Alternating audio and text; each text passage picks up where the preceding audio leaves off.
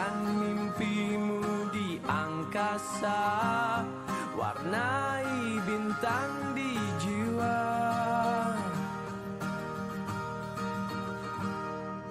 Menarilah dan terus tertawa, walau dunia tak seindah surga.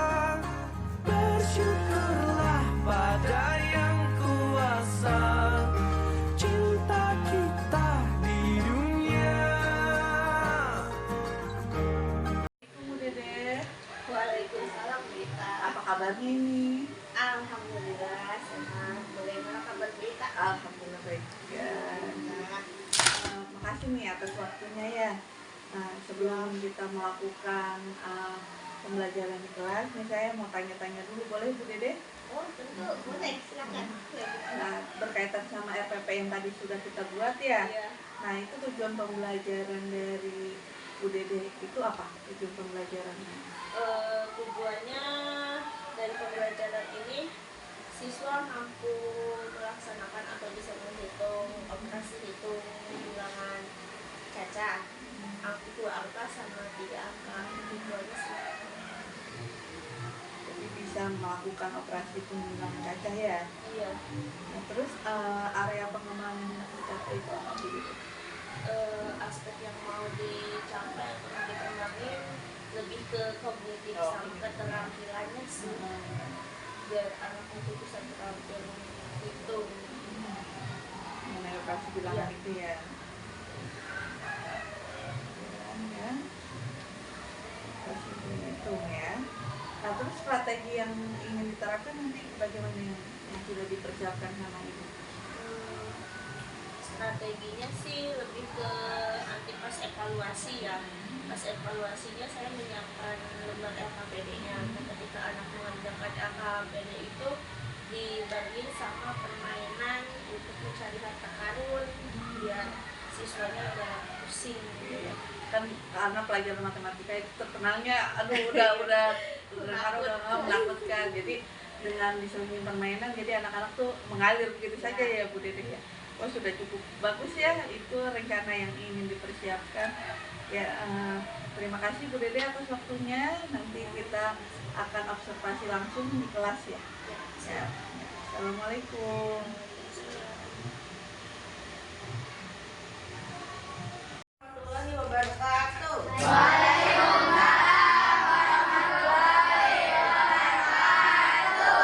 Apa kabar hari ini? Siapa yang nggak masuk hari ini? Satiawan sama kita doain semoga besok bisa masuk ya, bisa belajar bersama-sama lagi ya. Sebelum lanjut ke materi, Ibu mau lihat kekompakan kalian dulu ya. Tepuk semangat.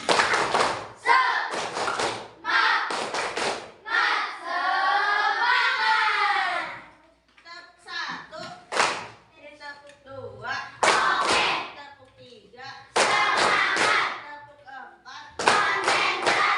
tepuk 5, tangkap suara. Ya, hari ini kita akan belajar matematika tentang operasi hitung campuran ya. Operasi hitung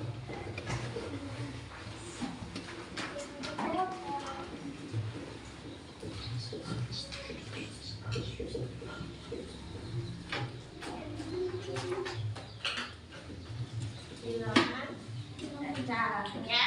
Nah, tujuan pembelajaran ini agar kalian mampu mengerjakan operasi hitung campuran bilangan cacat. Nah, ya, sebelum ke situ, Ibu mau tanya dulu, bilangan cacat itu dari angka berapa aja? 1, terus 3, terus angka 5, 7, 1.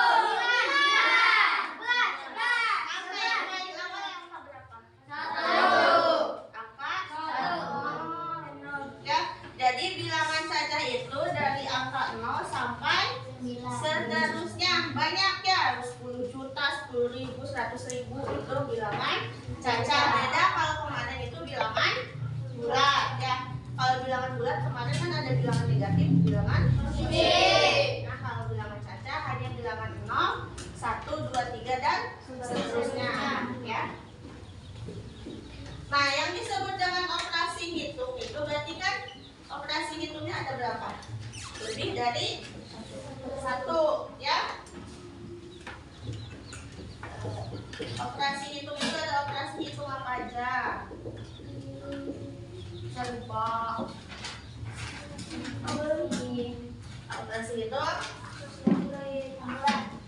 iya campuran, maksudnya operasi hitung apa? Berjumlah. Ada operasi hitung berjumlah. Tandanya gimana? Tambah ya. Nah, terus operasi kedua ada operasi hitung apa? Pengurangan. Sama.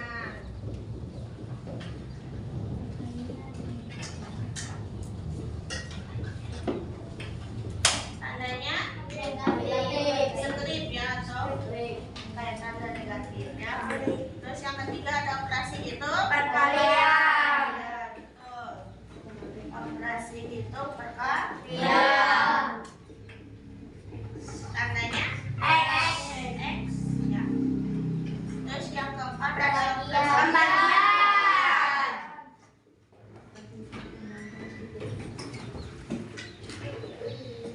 Operasi hitung pembagian. Tandanya titik atas bawah. Titik 2 ya, atas sama bawah. Bukan kiri kanan ya.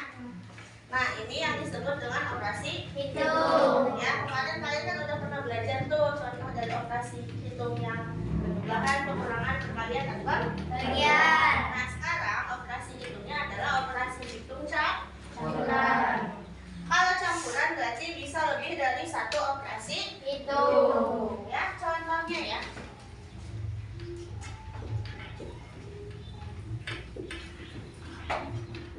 Operasi hitung campuran berarti dia lebih dari 1 operasi hitung ya. Contoh misalkan 12 kali 3 dikurang 10 ya. Nih ada berapa operasi hitung di sini? 3 apa 2? 2. Operasi hitung apa aja? Perkalian dan pengurangan. Nah, kalau misalkan ada contoh seperti ini kan udah dikasih tanda kurung ya. Soalnya udah dikasih tanda kurung. Jadi yang harus kamu kerjakan duluan adalah yang di dalam kurungnya, yaitu operasi hitung apa dulu? Perkalian dulu. Ini ada 12 kali 3 hasilnya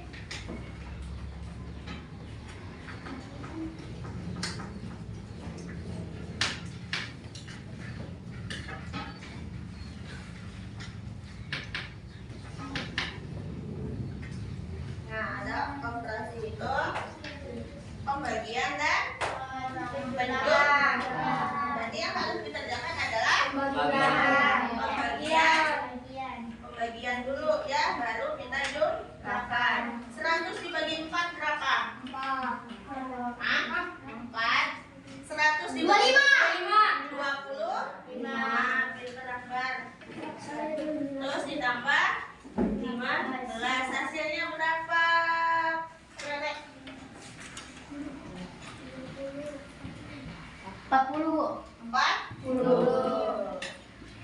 Nah, ya. Nah, dari ketiga contoh ini, kira-kira kalian bisa menyimpulkan nggak kalau operasi hitung itu yang harus dikerjakan bilang operasi hitung apa dulu?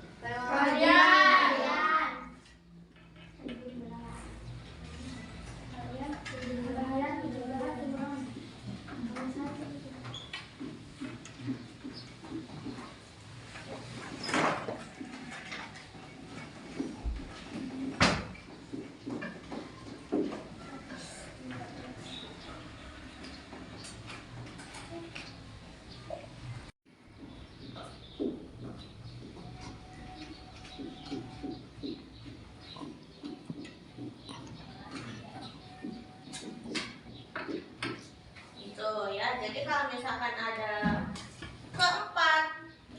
ketiga hal-hal ini, berarti yang harus kamu kerjakan yang dikurungin dulu, baru perkalian atau pembagian, habis itu penjumlahan atau pengurangan, ya. Paham ya? Nah, sekarang kita kasih contoh soal lagi. Kalian maju satu-satu ke depannya yang bisa mengerjakan.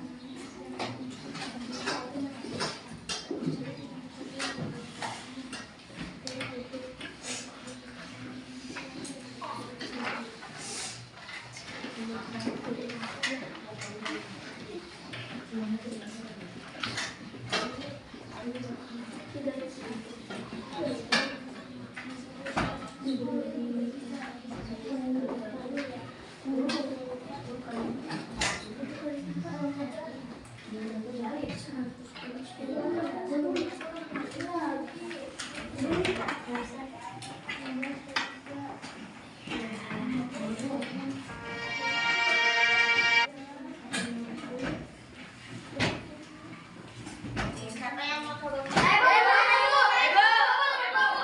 Gantian ya, satu-satu ya.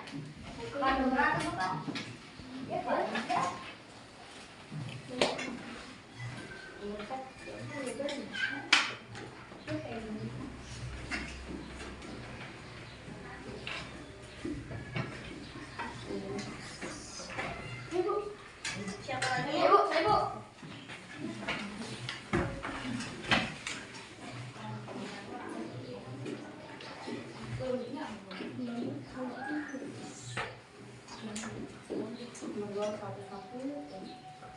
Nah, satu lagi.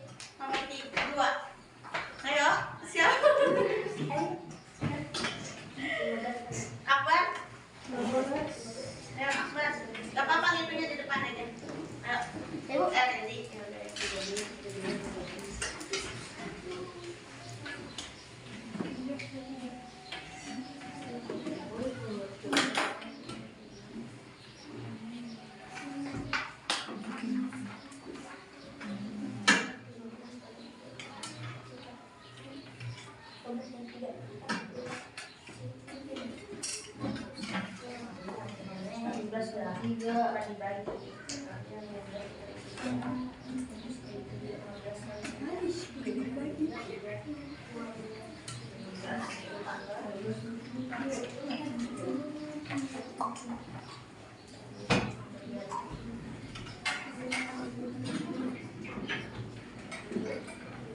Nah, kita koreksi balik-balik ya.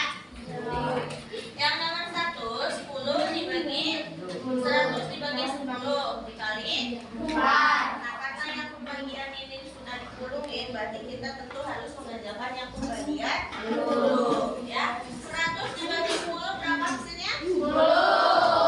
Terus 10 dikali 4. Hasilnya 40. Betul ya. Terus yang nomor 2, 15 dikali 4 ditambah 20. Ini juga sudah dikurungin ya. Oh iya, ini dibagi dikali 3 ya. Berarti fokus nih ya. Fokus Raka. 15 kali 3 hasilnya 45 ditambah 25 hasilnya 70. 70. Ya. Betul ya. Soal yang terakhir, 80 ditambah 120 kurang 50. Ini juga sudah dikasih tanda kurung ya. Berarti 80 tambah 120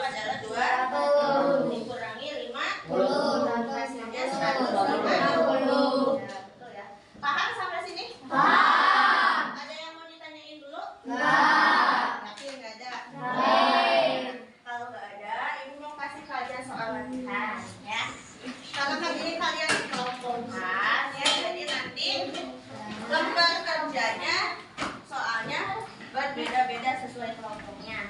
Ya, tapi dikerjakan sendiri, ya. Iya, pakai pensil.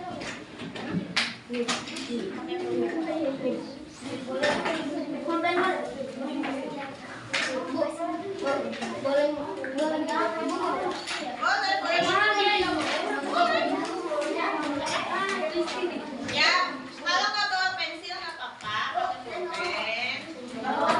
pulpen. Pensil semua pinjam dulu sama temannya.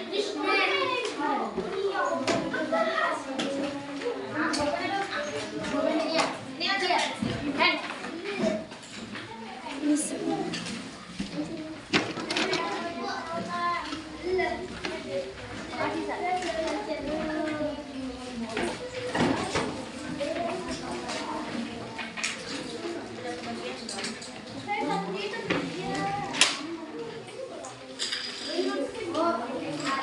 Nah dulu ya, ibu jelasin dulu.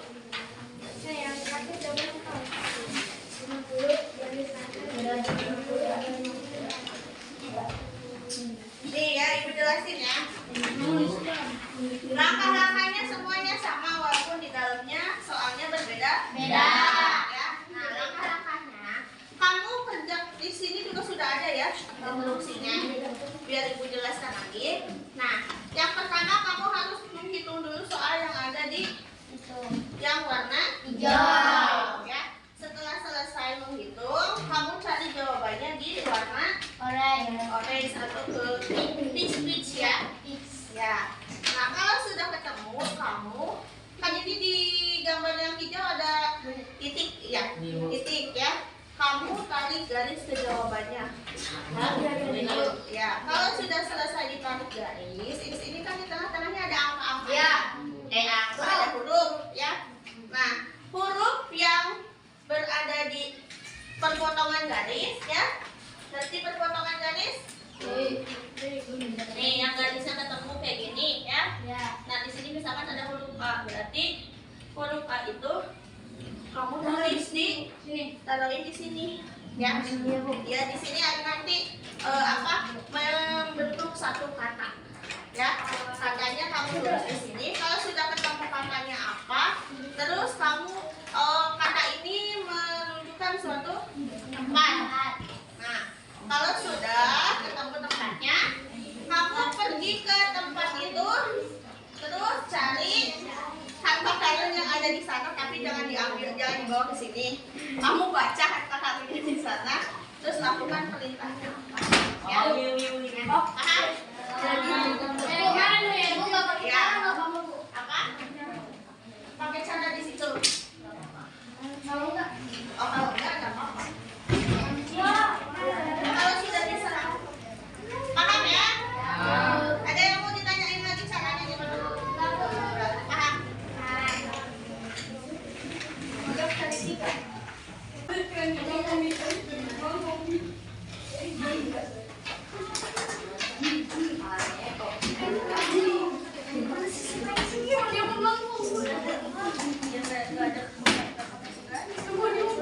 Lihat, perhatian. Yuk, pakai penggaris.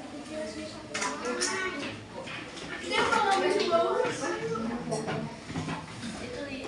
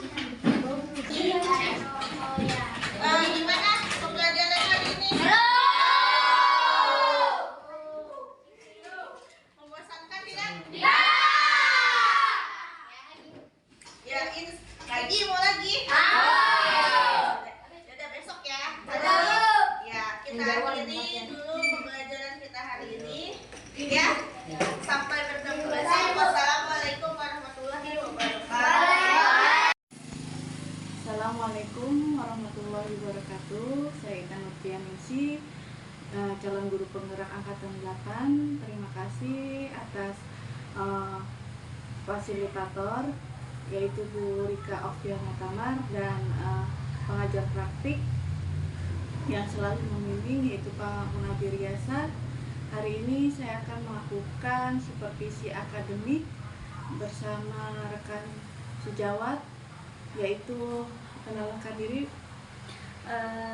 Perkenalkan, nama saya Neng Dede Juwita. Saya guru kelas 6. Ya, kemarin kan kita sudah melakukan praobservasi sama observasi ya. Hari ini kita akan melakukan pasca observasi. Ya. Assalamualaikum Bu Dede.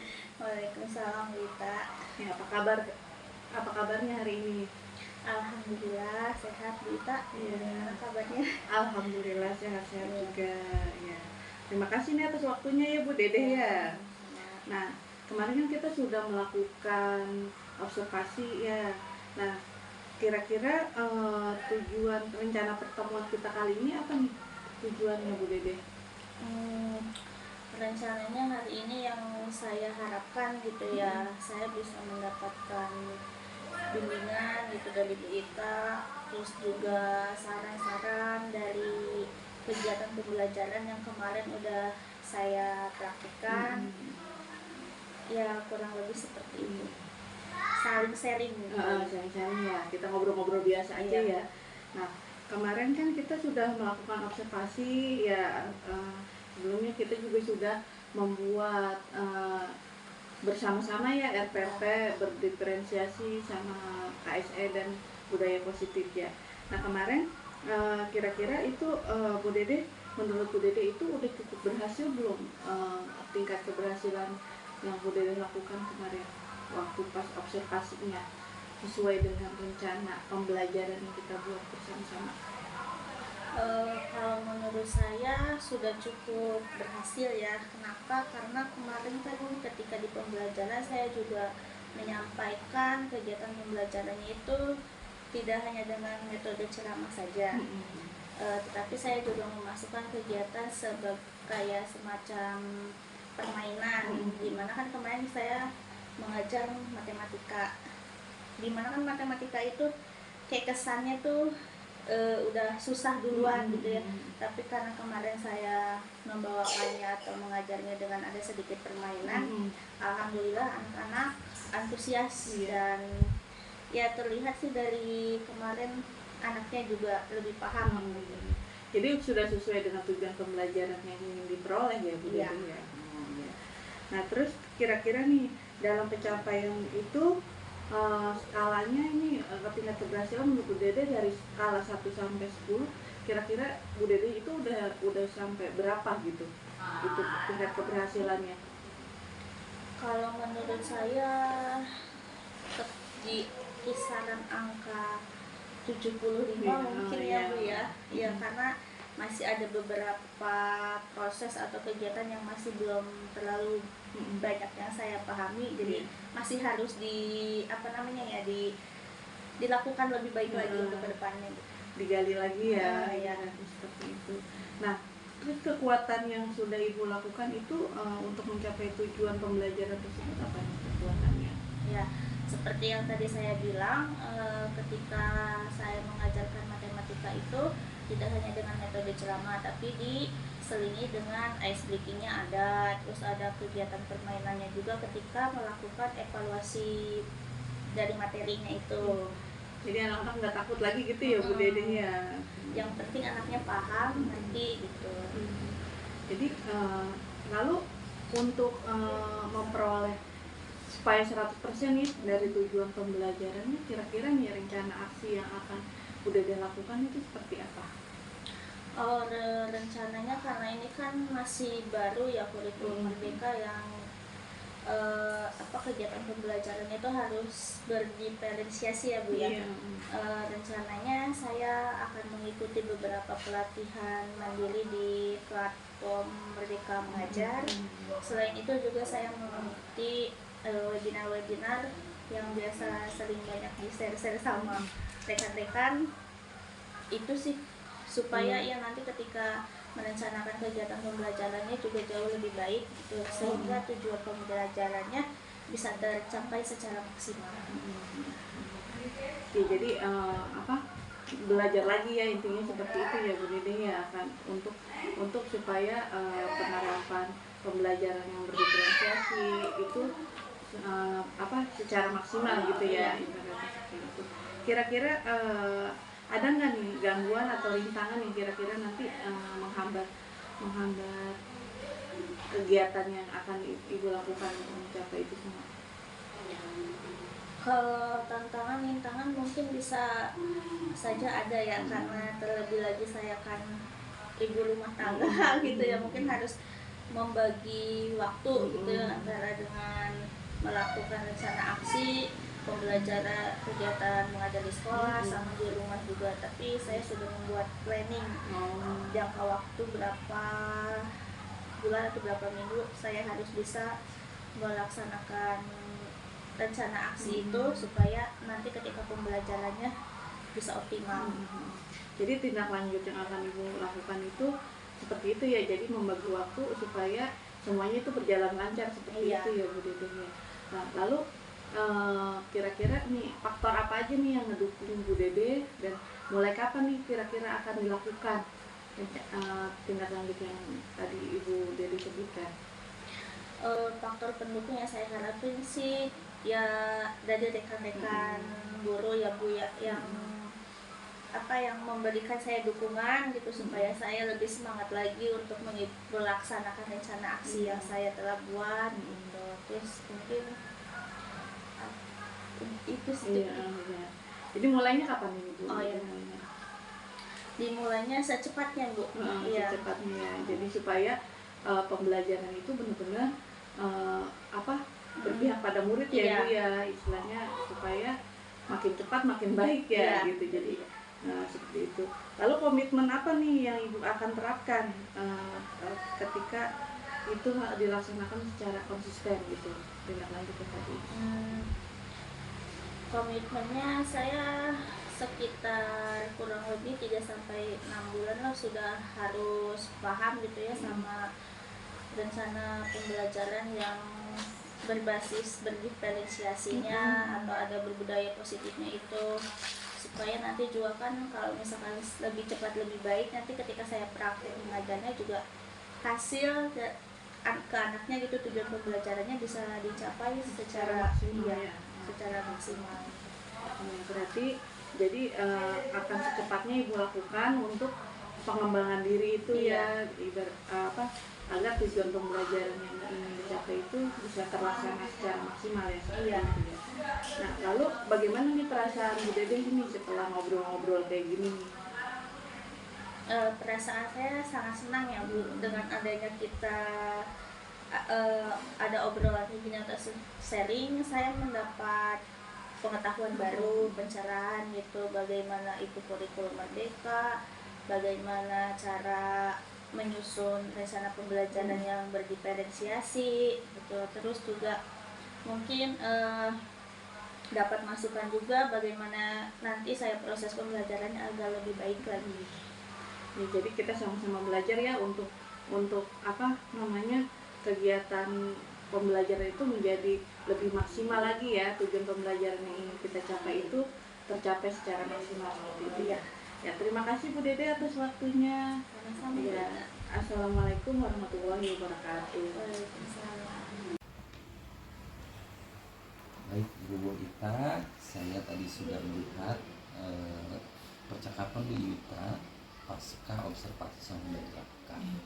Alhamdulillah Bu Ita sudah merasakan bagaimana teknik coaching dalam memberi pengalaman terhadap rekan sejawat tentang bagaimana memberi pembelajaran di kelas dengan RPP yang berdiferensiasi dan menerapkan ASE gitu ya. Tetapi saya hanya memberikan umpan balik tentang bagaimana Bu Ita menggunakan teknik coaching tadi terhadap Bu Dede ya, sebagai rekan sejawat. Alhamdulillah tadi dari pembicaraan yang diobrolkan yang saya garis bawahi adalah obrolan itu betul-betul tidak ada menggurui.